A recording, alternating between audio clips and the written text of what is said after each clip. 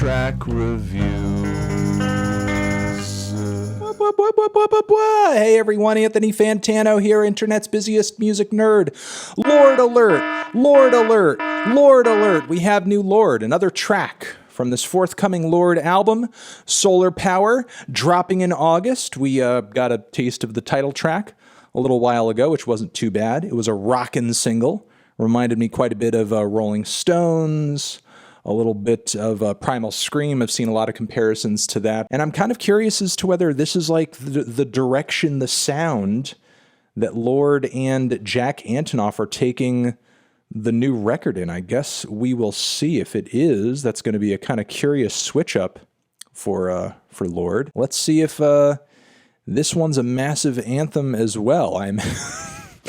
I imagine with a title like Stoned at the Nail Salon, it has to be, right? Doesn't it have to be? Let's give it a spin. Ba-bam.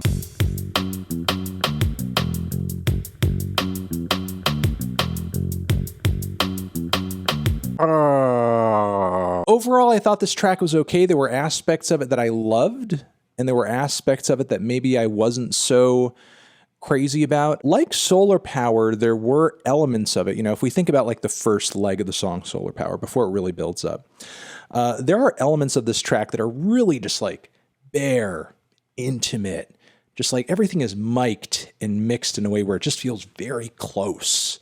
Like you just feel in the middle of Lorde and Jack just like playing this tune out. It's just so close. There's no room to hide anything. Just everything is just so just in your face, and not in an aggressive way. It's like we're all in a bed together spooning. You're being spooned from both sides, you know, and that's kind of like you're being cradled in this track is sort of like the experience that's going on here. So like for better or for worse, like the lead vocal and all the background vocals are just like right up against your ears. You hear every guitar blemish and buzz and finger shift on the strings. You hear every single thing in this recording because everything is so goddamn close. And, you know, by the end of it, I am, you know, feeling like I need a little, just like a touch of space, just like a little space, a little bit of like area between you and me, maybe. Not to the point where it's like overkill on the compression or anything, but like it is a very, very, very close sounding song. It is very quiet. It is very intimate throughout. There is not a point where this track like bursts out and explodes. Really, this track is just so focused on the gentle fingerpick guitars, Lorde's very soft lead vocals, and her poetry, really kind of the story or the narrative of the track, which is very much like, in a basic sense, about second guessing yourself, especially as you reach this point in life where you feel comfortable, you feel like you've accomplished things, you feel like you've reached a point where you could or you should be happy, but maybe you feel like you're missing something and you're worrying about like this need or this want to make a shift, make a change, do something different. That's why at the beginning of the track, she mentions having a wishbone drawing. And I don't know, if you're that type of person, you certainly have those moments. If you're not an overthinky type of guy or gal or non-binary pal, you're less likely to have those sorts of moments.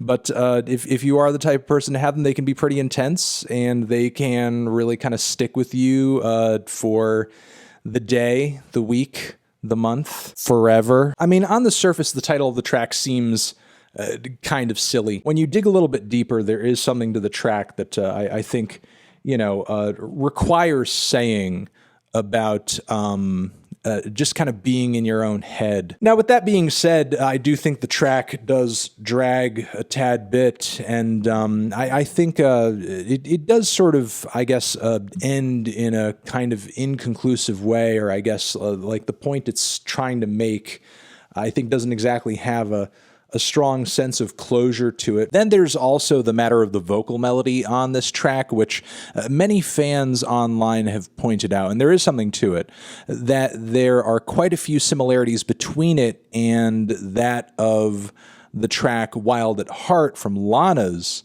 last full-length LP, you know, the Chemtrails record. Considering Jack is the consistent thread running through these projects, you know, what exactly is the source of this similarity? Is one artist just genuinely inspired by the other? Are the creative writing sessions overlapping a little bit too much? Is Jack just like, powerhousing his way through all these projects, and as a result, he's kind of coming back to a lot of the same like familiar melodies, ideas, chord progressions when he is penning some of these songs, co-writing some of these songs, or just kind of in on these sessions where he's producing for these various artists.